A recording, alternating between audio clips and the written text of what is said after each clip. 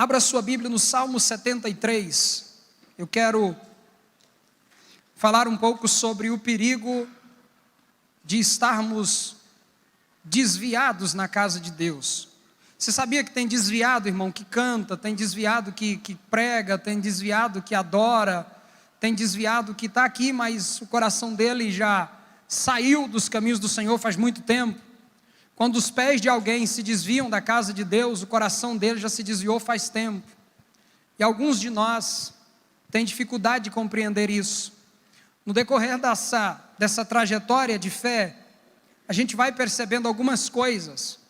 E uma delas é que praticamente todas as pessoas que deixam Jesus por coisas que deveriam ter deixado por Jesus desde o começo, né?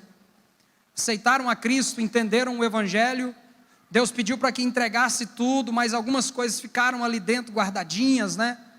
E no passar, no trajetória, no correr da vida, essas coisas acabam de alguma forma sendo alimentadas em alguma circunstância ou situação, e isso vai crescendo, né?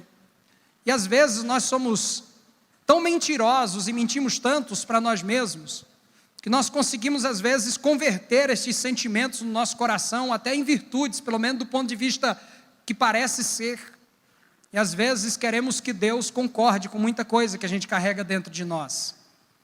E quando Deus não atende algumas demandas nossas, e não atende porque Ele simplesmente deixou leis e princípios que regimentam o seu governo, e que Ele não abre mão de nenhuma dessas leis, não abre mão de nenhum desses princípios, quando Ele decide não atender algumas demandas nossas, graças aos princípios que Ele estabeleceu, aí alguns de nós fica grande, né? Levanta a cabeça, levanta-se diante do Senhor com ira, com indignação, né? E olha para Deus com um olhar de que Deus tivesse, como se Deus tivesse cometido um erro. O Senhor está sendo injusto comigo, né? O Senhor não está me tratando do jeito certo, o Senhor não está correspondendo às minhas expectativas. Às vezes Ele não fala isso, mas faz tudo direitinho como se estivesse falando. E o pior é isso, é que as suas atitudes estão transmitindo essa mensagem de desconforto com relação à maneira como Deus está tratando ele. Gente, e Deus é tão Deus, né?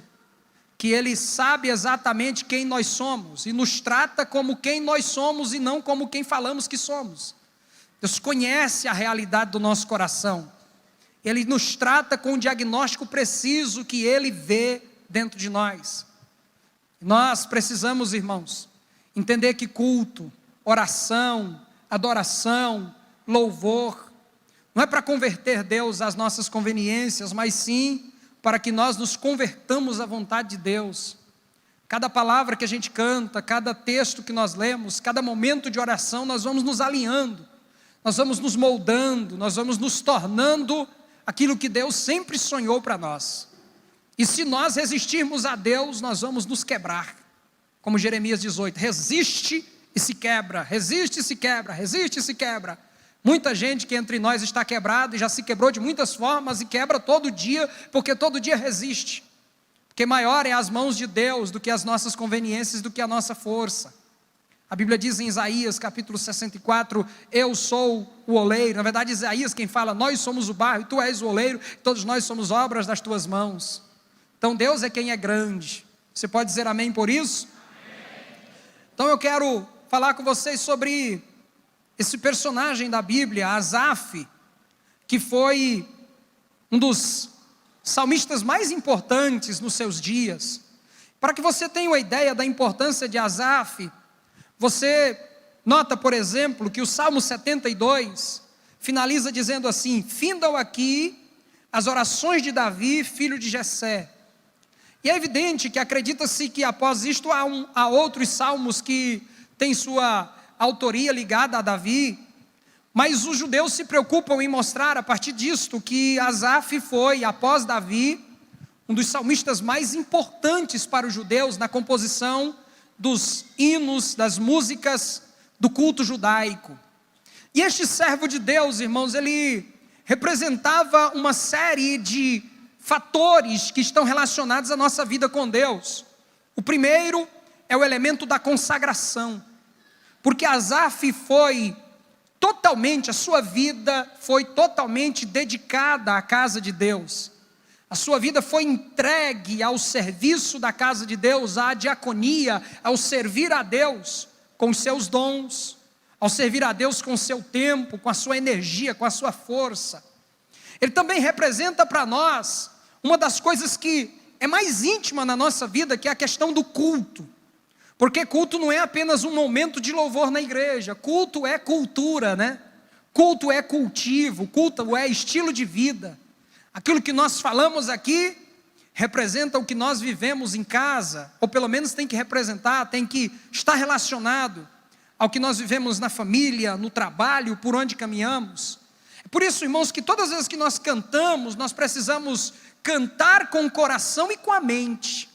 Porque o Salmo 47 diz assim: cantai com entendimento, ou doutrina, didática, discorrendo sobre tudo que você está falando para Deus, porque afinal de contas o que você está falando, está te ensinando, o que você está cantando, às vezes representam alianças que você fez, compromissos que você tem com o Senhor.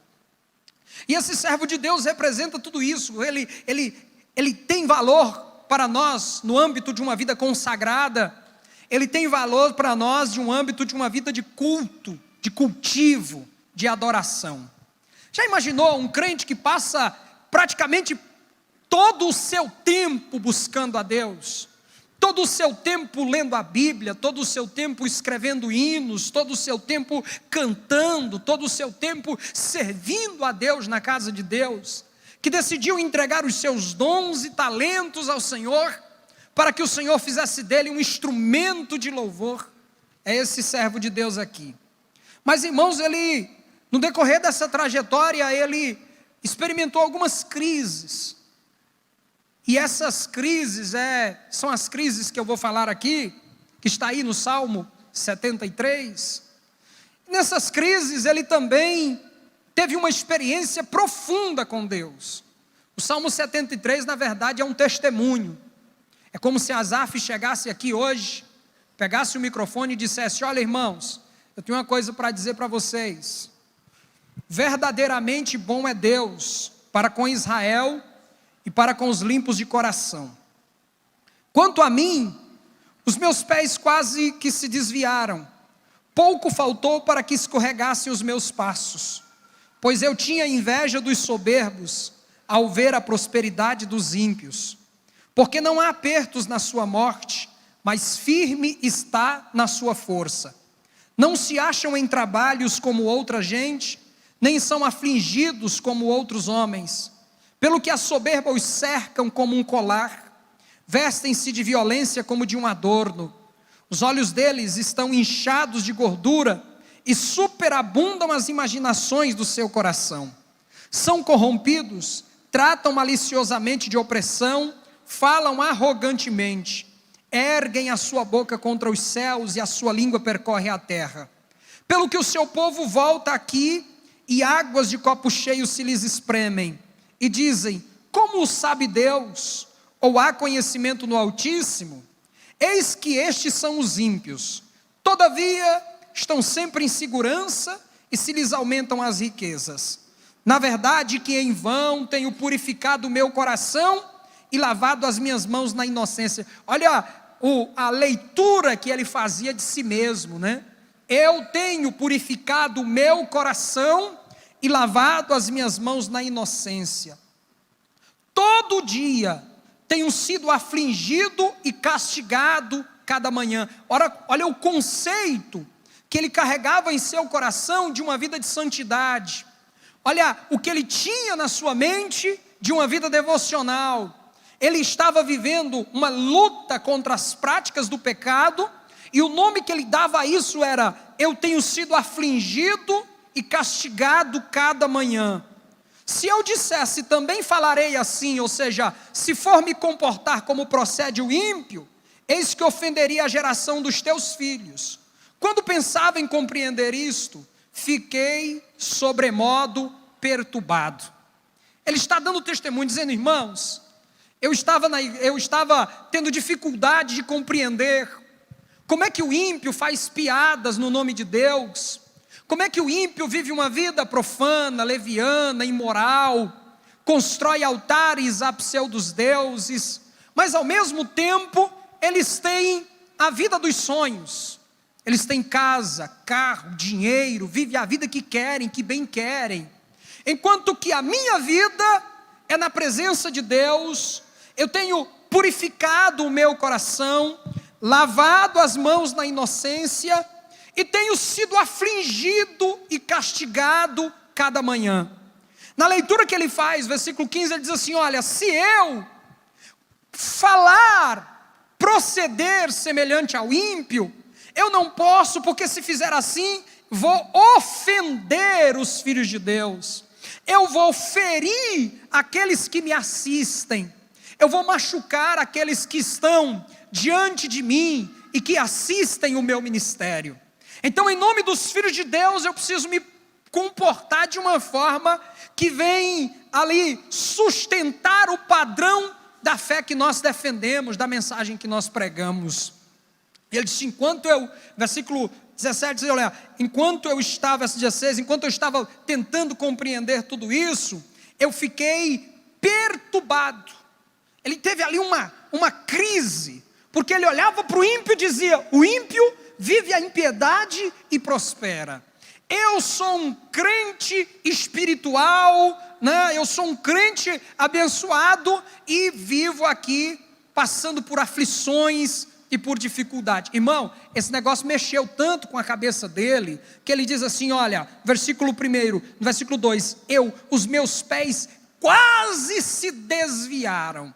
Ou seja, pouco faltou para que eu deixasse de me interessar pelo culto, pela adoração, pelo louvor a Deus, pelo serviço na casa de Deus. Pouco faltou para que eu deixasse de amar a Deus e de servir a Deus. Irmão, quando os pés do crente se desviam da igreja, o coração já desviou faz tempo. Porque você sabe que às vezes o irmão está aqui, mas o coração não está mais. Às vezes ele está aqui, mas a mente não está mais. Ele está aqui, mas a sua concentração já não está mais aqui. Então, quando ele diz, comecei a sentir o desejo, estava me faltando o prazer de ir para a casa de Deus. Por quê? Porque ele estava fazendo essas comparações. E ele diz assim, olha, no verso 17, até que entrei no santuário de Deus e entendi eu o fim deles. Até que entrei no santuário de Deus e entendi o fim deles. Há muitas ocasiões na vida em que entramos no santuário de Deus, mas há aquele momento em que você entra no santuário de Deus, mas abre também a porta do seu santuário e Deus abre o seu entendimento para compreender as coisas. Há dias e dias, há momentos em que você entra e sai aqui dentro e não acontece muita coisa, mas há aquele dia em que quando você entra, parece que o céu se abriu para você.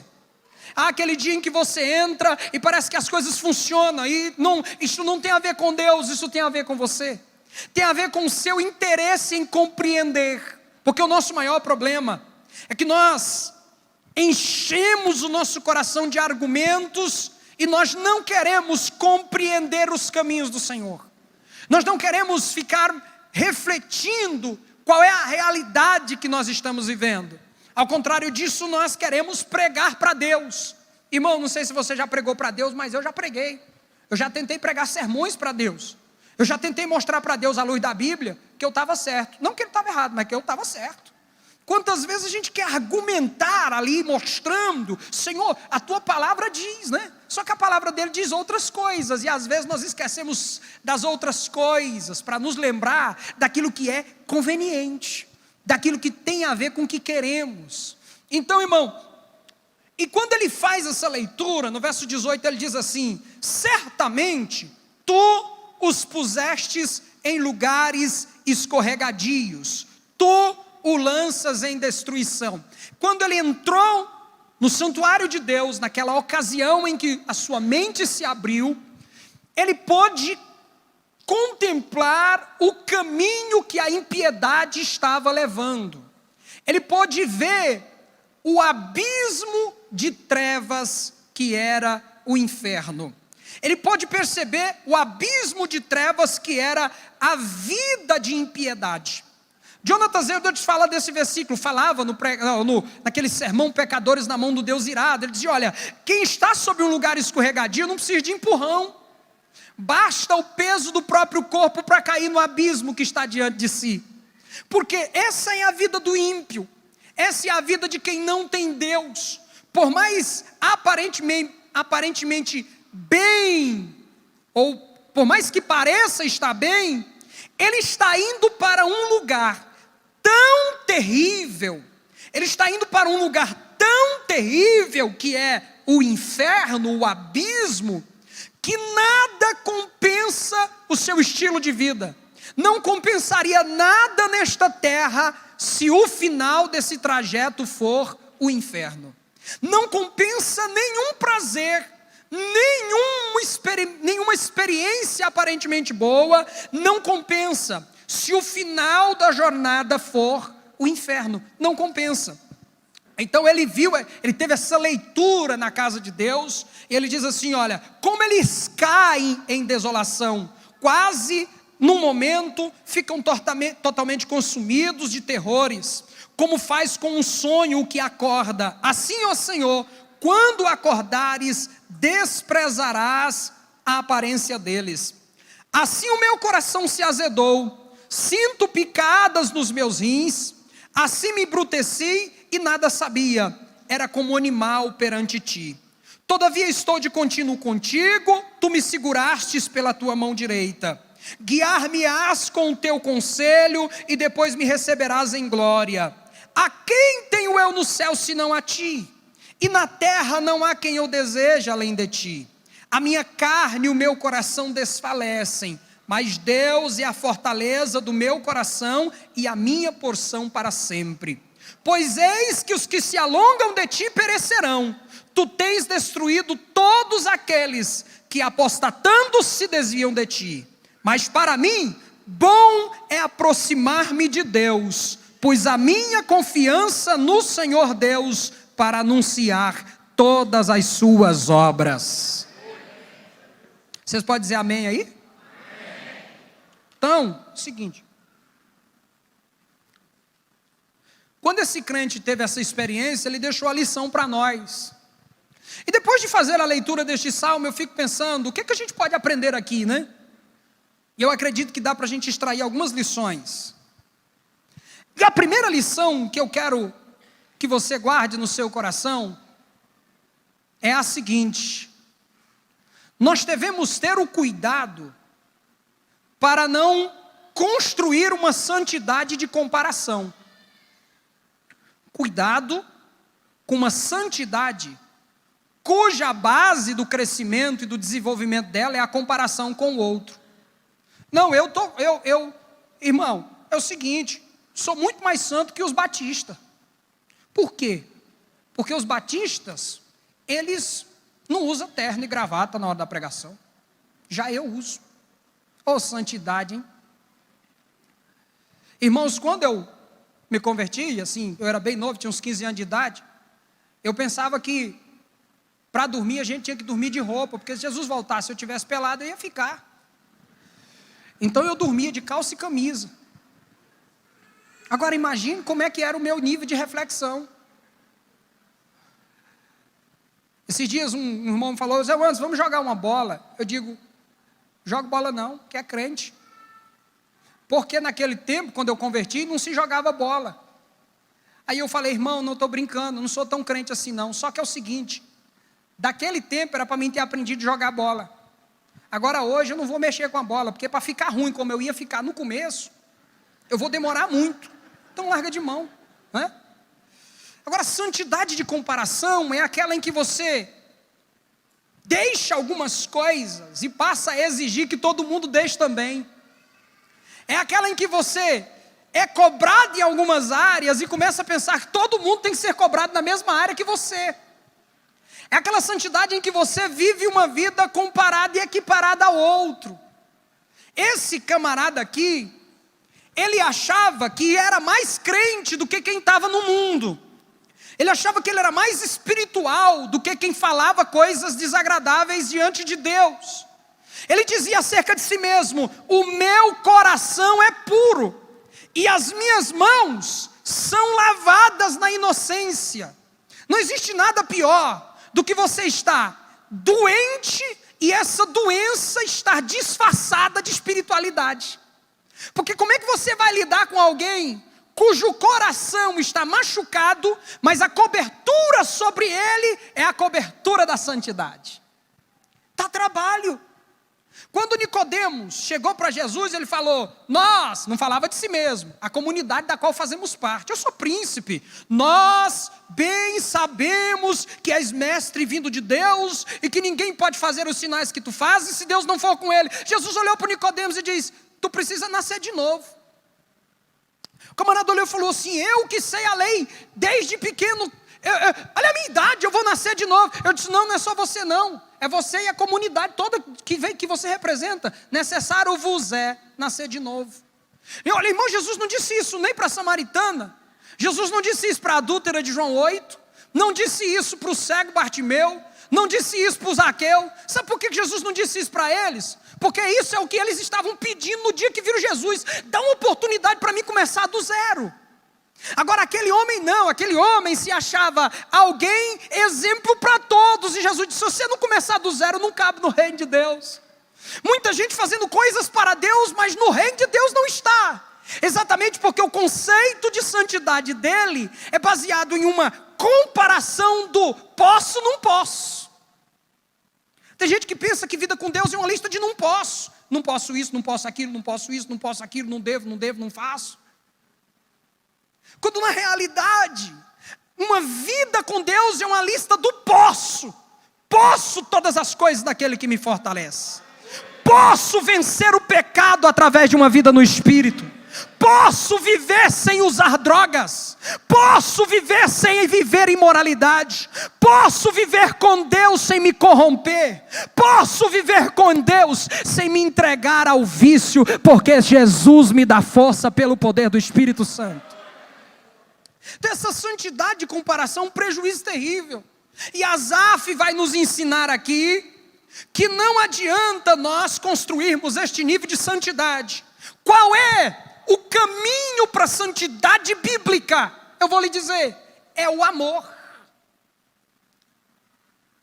O amor é a base da santidade. A Bíblia diz: segui o amor, que é o vínculo da perfeição. Começa no amor. Porque João, por exemplo, escreveu isso. Ele disse: olha, se amardes o mundo, isto é uma prova de que o amor do Pai não está em você. Quando você ama o Pai, o amor do Pai é ministrado dentro de você, a primeira coisa que nasce é santidade. Porque você passa a amar o que Deus ama e aborrecer o que Deus aborrece. Você passa a sentir prazer no que alegra a Deus e sentir nojo, sentir a repulsa por aquilo que abomina os olhos do Senhor. Os teus olhos passam a olhar com o olhar de Deus. Parece que foi C.S. Lewis que falava sobre isso. Ele disse: o bom do sol é que eu olho com ele. É ele que ilumina e faz com que você olhe com a mesma clareza do sol. Deus é assim, ele faz com que você aprenda a olhar da maneira como ele olha. E nós precisamos aprender a olhar dentro da perspectiva de Deus. Vocês podem dizer amém? Amém. Lembra que eu sou assembleano. De vez em quando dá um amém, senão vocês me estressam.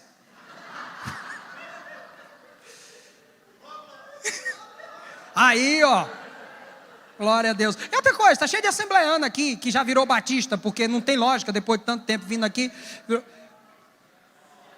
Vocês são uns apóstatas.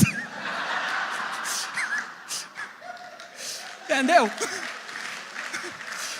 Como é que pode vocês se esquecerem de Gunaving e Daniel Berg? É brincadeira. Então, gente, vocês estão entendendo? Quem está entendendo pode dizer amém. Amém. Glória a Deus. Eu dei uma policiada, vocês não sabem de nada. Durante esses últimos anos, eu praticamente parei de viajar. Então eu estou pregando mais na minha igreja, e não é todo dia. Então assim, algumas coisas eu mudei.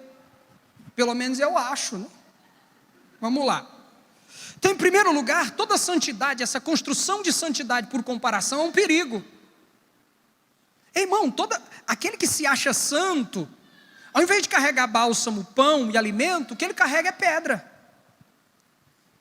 Toda santidade construída à base de religiosidade nos faz apedrejadores. João encontrou com uma turma dessa lá em João 8. Colocaram uma adúltera, colocaram uma adúltera diante de Jesus e falou: olha, a lei manda matar, e o Senhor o que diz? Ele estava de olho em Jesus. Se Jesus mandasse matar, levava Jesus para Pilatos e dizia: está mandando matar sem autorização de um tribunal romano. Se Jesus manda livrar, Jesus disse: olha, livra, está perdoado. Leva Jesus para o Sinédrio e disse: não respeita a lei de Moisés. Toda resposta que Jesus desse ia dar problema para ele. Jesus olhou para eles e disse: ei, quem não tem pecado, mate a primeira pedra. Diante de Deus, que se fosse nos nossos dias, tinha gente dando pedrada naquela mulher.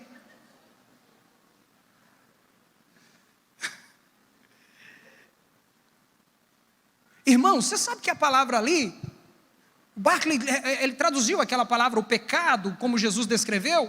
A ideia ali não era só pecado no sentido original, aquela palavra, o errar o alvo, um desejo pecaminoso. Tratava-se exatamente da prática que estava em julgamento. E Jesus dizia: aquele dentre vós que nunca intentou fazer o mesmo, atira a primeira pedra.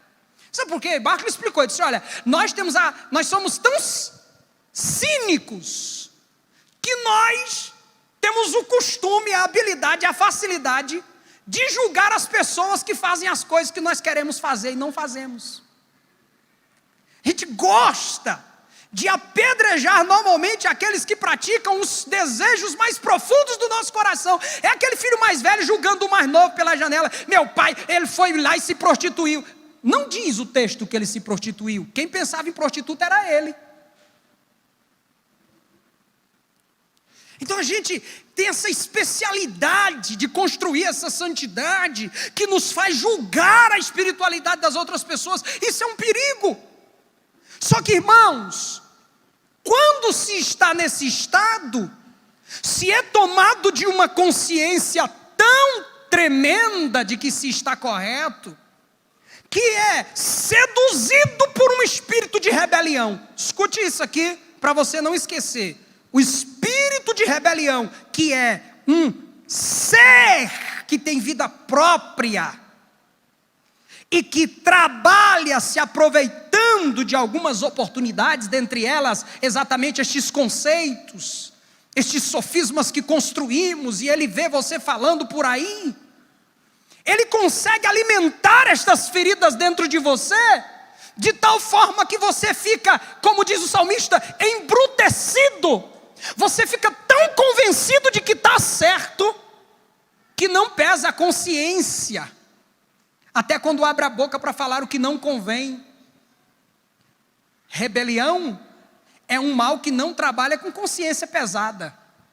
Você pensa que o rebelde não dorme à noite porque está rebeliando? Não, na mente dele, ele está fazendo tudo direitinho, ele está sendo um defensor de uma bandeira nobre, de uma causa nobre. Este homem estava vivendo exatamente isto. Ele estava diante de uma causa nobre. E qual era? A dele. O preenchimento das suas lacunas. O preenchimento dos seus vazios. Então cuidado com essa santidade de comparação. A segunda lição que nós aprendemos aqui é que esse salmista, ele tinha um conceito de riqueza e de grandeza totalmente equivocado.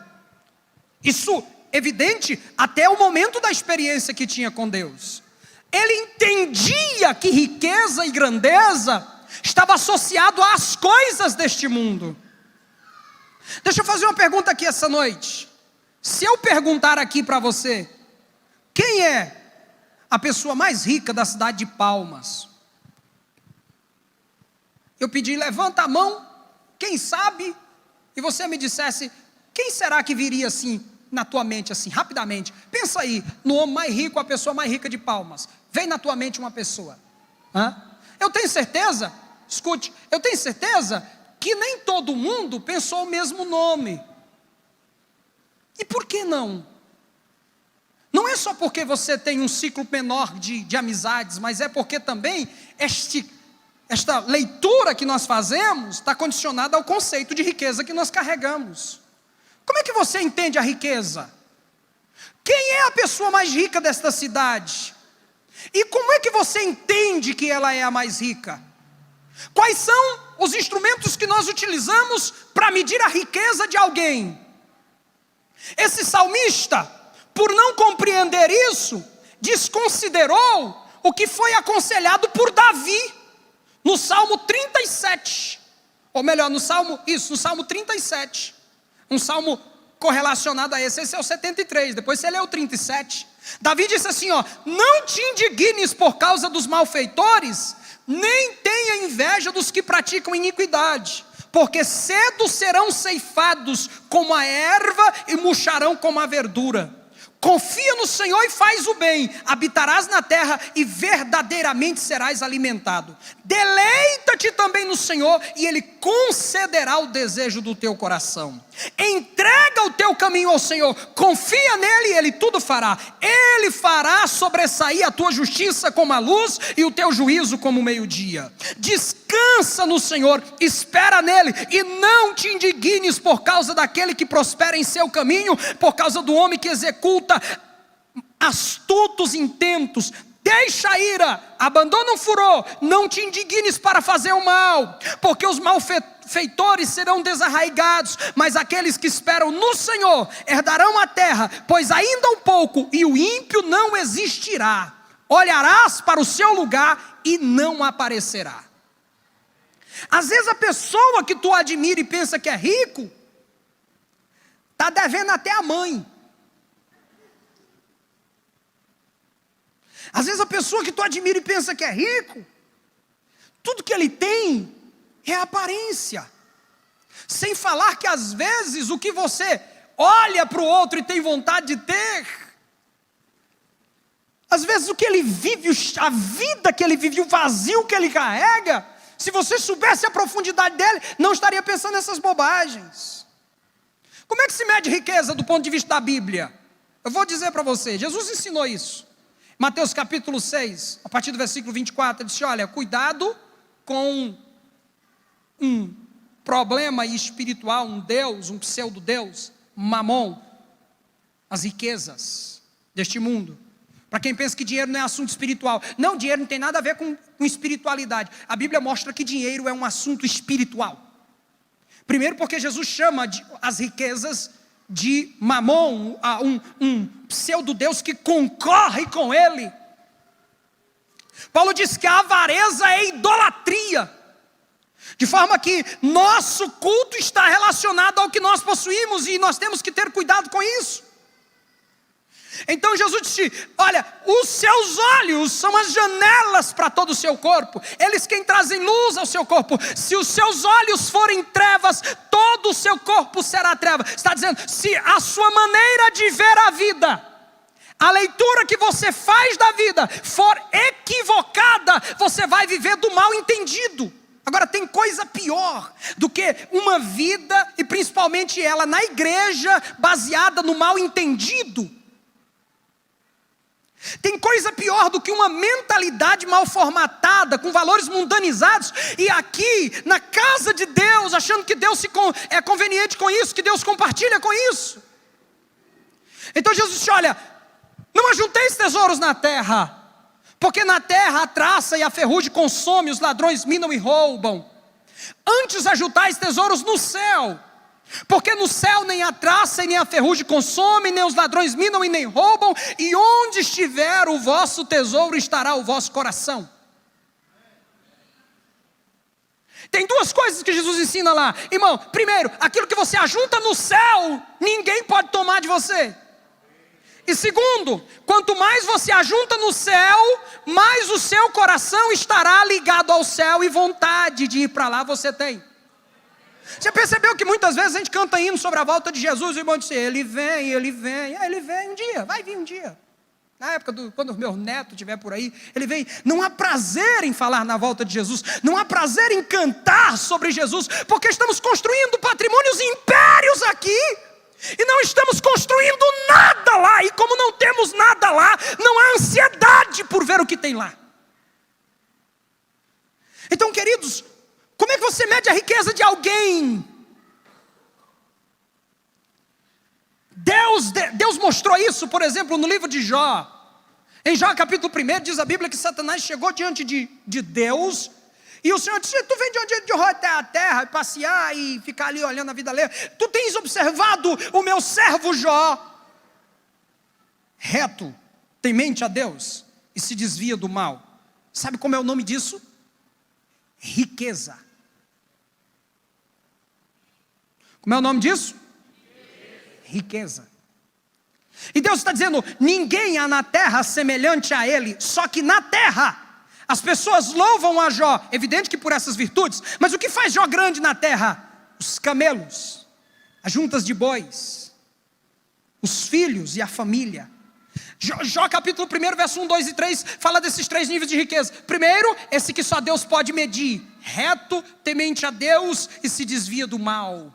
A integridade, a originalidade do ser. É aquilo que fora é uma coisa e dentro é a mesma coisa. Só Deus mede isso. Só que aqui na terra nós podemos medir muitas coisas. Quantos camelos ele tem? Eu sei quantos camelos Jó tem. Eu sei quantos bois Jó tem. E nós dizemos: Jó é rico, mas é rico pelo que tem. Quando Satanás veio, tocou nos camelos, levou os jumentos, as juntas de boi, tirou os filhos, deixou Jó praticamente sem nada e ainda doente. E quando Satanás volta diante de Deus, o testemunho de Deus é o mesmo: ainda é o mais rico de todos. Ninguém há na terra semelhante a Jó. Aí disse: mas não tem camelo, não tem jumento, não tem junta de boi, não tem mais filho, e ainda está doente, não tem mais nada. E Deus disse: mas o patrimônio de cima ninguém roubou, ainda é reto, temente a Deus e se desvia do mal. Deixa eu perguntar para você, qual é o seu patrimônio? Qual é o seu patrimônio? Quais são as nossas riquezas?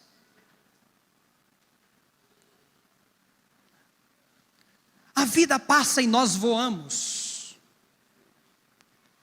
As casas que eram mais bonitas em Gurupi, quando eu era criança, e eu passava num setor, lá tinha um bairro, lá que é chamado de setor das mansões. Tinha 2, 3 casas bonitas, aquelas, eu passava, eu ficava olhando, parecia coisa de filme. São casarões velhos. Algumas, o cara não consegue nem alugar. Os templos mais lindos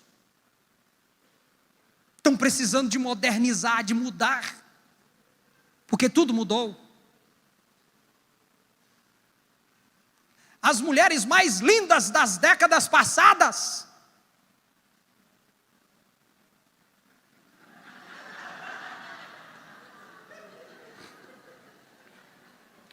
os bonitões da década de 80, quando ele entrava na igreja, todo mundo falava: aí vai um homem bonito. Os irmãos diziam: ali tem. Aí ele passava: paz o Senhor, hoje.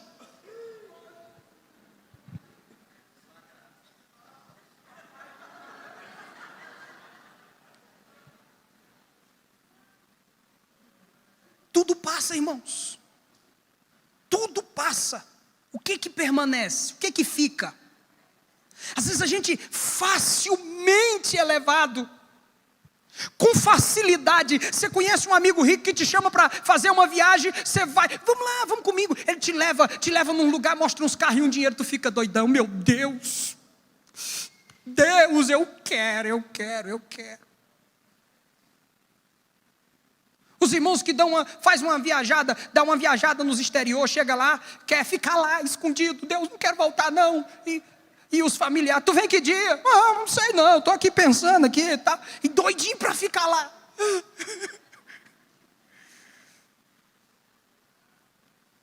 A gente pensa que essas coisas são as únicas coisas que existem. Deixa eu te falar, irmãos, existe uma cidade que nunca ninguém viu aqui com olhos humanos. Que essa cidade é tão maravilhosa que a Bíblia diz que há um rio que passa no meio dela e as correntes trazem alegria. A Bíblia diz que Deus está no meio dela, estabelecendo o sustentáculo da cidade. Nunca será abalada, porque Deus ajudará ao romper da manhã. As ruas são de ouro naquele lugar. Um verdadeiro tesouro escondido para quem ama o céu e para quem vive para Deus. Isso é que é riqueza. Você não tem ideia.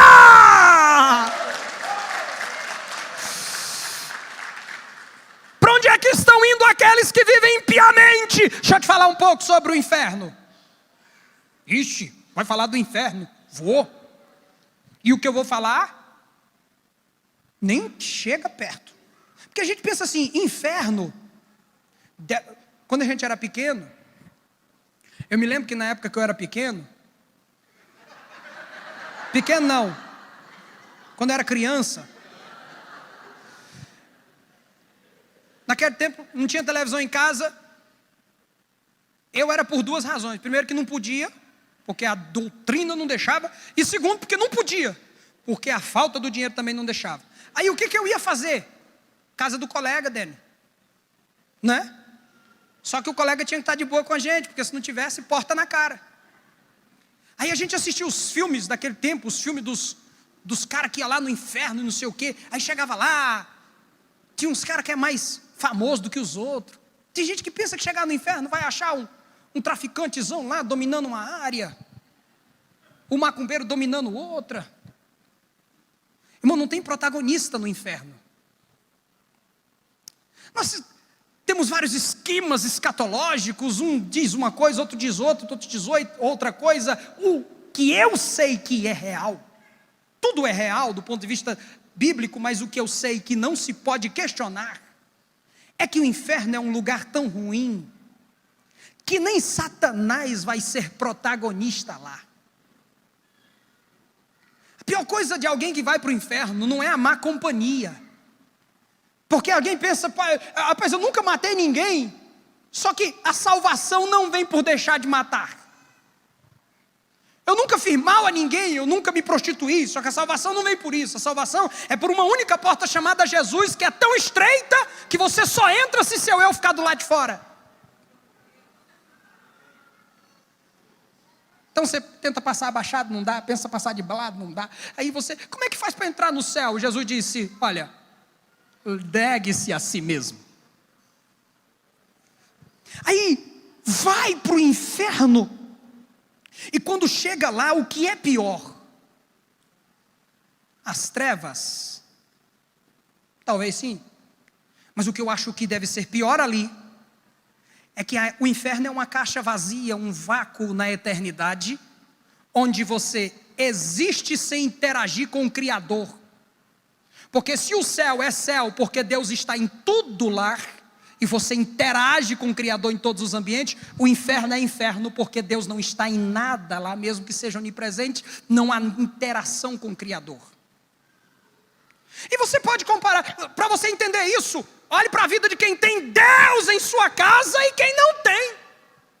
Você vai perceber que uma casa onde Deus está governando em todos os cômodos, quartos, em todos os lugares, quer seja ela a mais bonita ou a menos linda, ela tem virtudes eternas. Enquanto que o ambiente onde Deus não está, por mais bonito que seja, é um vazio, um vácuo, é a realidade, ou pelo menos um flash do que é o inferno. A pergunta que nós devemos fazer é, vale a pena ter tudo? E eu não estou dizendo que a riqueza leva para o inferno, mas o Asaf não estava fazendo a leitura correta das coisas. Vale a pena viver a impiedade e ir para o inferno, só em nome do que se quer?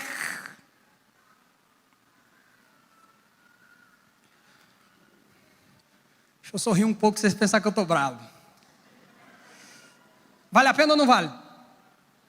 Lógico que não. Lógico que não.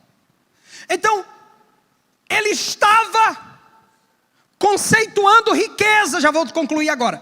estava conceituando riquezas de forma equivocada. Ele estava concluindo riqueza de forma equivocada, estava tendo um conceito de riqueza diferente. Ei, eu sei que há uma promessa de prosperidade para a nossa vida. Eu sei que Deus quer abençoar você e a mim também, porque eu estou tomando posse das bênçãos de Deus na minha casa. Mas não abrindo mão dos princípios de Deus. E às vezes devemos estar dispostos a passar por processos em nome dos princípios. Lembre do Salmo 1 que diz: dá o seu fruto na estação própria. Há ocasiões na vida em que aparentemente não estamos produzindo muita coisa. Mas se estamos amando a lei do Senhor e guardando em nossos corações, desviando-se dos valores mundanos, estamos plantados junto a ribeiros de água, e na hora adequada o fruto vem.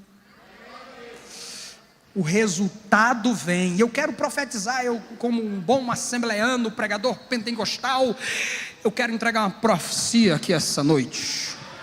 Aleluia.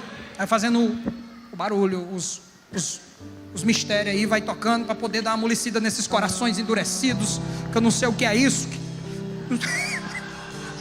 Brincando, pastor Valmir, não fica zangado não. Ô profecia, levanta a mão. Levanta aí a mão bem alta assim. Você vai frutificar na estação própria e apropriada. Tua casa vai frutificar na estação apropriada. Tua família vai frutificar na estação apropriada. Em todas as áreas, em todos os âmbitos. Só não deixa Jesus por nada. Não abandone os princípios da palavra de Deus.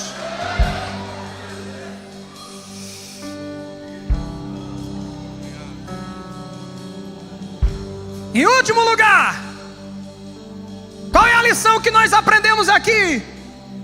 É que a crise deste homem não era uma crise de culto, não era uma crise de louvor, não era uma crise de cânticos, nem de frequentar a igreja. Embora a resposta tenha vindo do frequentar e do louvar, a crise dele era uma crise de entendimento. E ele diz assim: até que entrei no santuário de Deus. Sabe qual é o remédio para quem está querendo desviar da igreja? Igreja.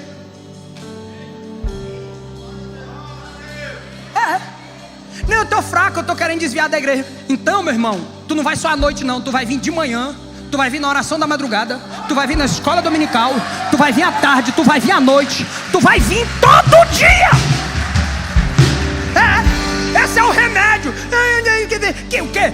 Igreja nele, escola dominical, grupo de como é que é o nome? PG nele. Tô cansado. Cansado não, daqui a pouco nós estamos aí, nós vamos cantar um hino até meia-noite, pregar a palavra e vai ter adoração. É assim que está querendo desviar, meu irmão. Aqui ninguém desvia não. Aqui Deus nos achou e não nos larga por nada. Aleluia. Até quando? Até quando tu entender, até quando compreenderes, até quando amadurecer e aprender a caminhar com as próprias pernas, até quando teu entendimento se abrir. Para quê? Para ser grato, porque a chave está na gratidão. Grato pelo privilégio de estar aqui, grato pela pessoa que Deus colocou do teu lado, grato por privilégio de adorar o nome do Senhor, grato pelo privilégio de ser consagrado na casa de Deus, grato pelo Deus que você serve. Louvado seja o nome do Senhor Jesus. Até fechar a Bíblia aqui para não ficar empolgando demais.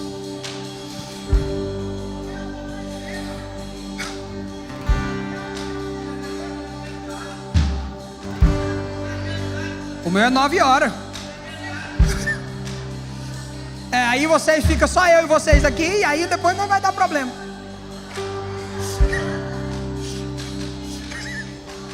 Aí ó, esses crentes aí assembleano, duvido que não é.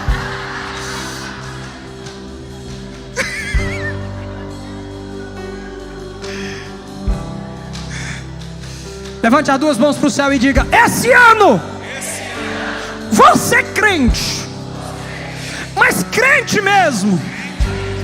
Igreja segunda, igreja terça, igreja quarta, igreja quinta, igreja sexta, igreja sábado, igreja domingo. E quando eu não vou na igreja, vou virar a igreja por onde andar. Vai, vou virar a igreja por onde andar. Sabe o que vai acontecer quando você começar a fazer isso? Deus vai te usar. Deus vai te fazer relevante por onde você pisar os pés. Vamos ficar em pé todo mundo?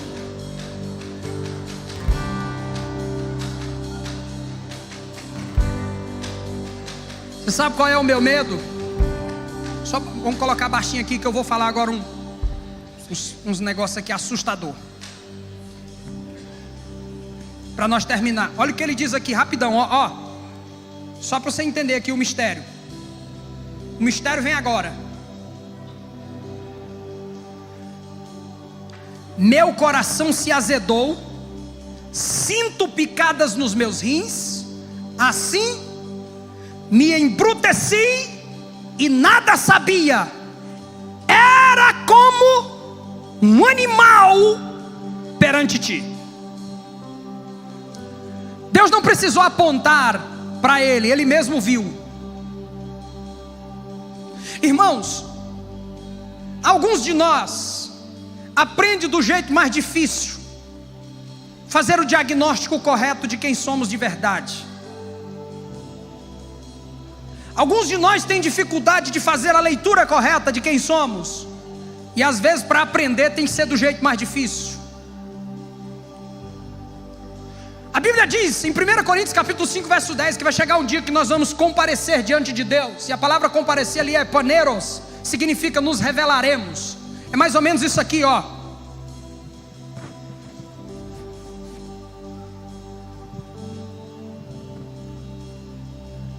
Nós seremos virados do avesso. Um dia nós chegaremos diante de Deus e tudo que fizemos e falamos será passado no crivo das motivações. Nós seremos virados do avesso. Para quê? Para sermos compensados e recompensados por aquilo que é original e verdadeiro. Sabe qual é o segredo da aprovação? É não esperar chegar aquele dia para Deus nos virar do avesso. É virar do avesso hoje. Vira do avesso agora. Põe para fora o que está dentro. Está com raiva? Então joga a raiva fora. Diz: Deus, vim com raiva, estou bruto, estou zangado, estou revoltado. Aqui estou eu. Se o Senhor pode me dar o meu diagnóstico, me fala quem eu sou, que eu quero o diagnóstico de quem eu sou. Jesus virou para uma mulher e disse para ela assim: eu não deito comida de filho para cão comer não. Ela disse: opa, o que eu sou? Alguém disse: te chamou de cão, cachorro. Eu aceito. Se é isso que o Senhor está falando que eu sou, se o Senhor vê o que eu não vejo, considera o que eu não considero, e o que o Senhor está diagnosticando em mim é um espírito dessa natureza, faz o seguinte: eu aceito, mas por favor, me dá migalhas. Se nós aceitarmos o diagnóstico de Deus, Deus vai mudar a nossa sorte.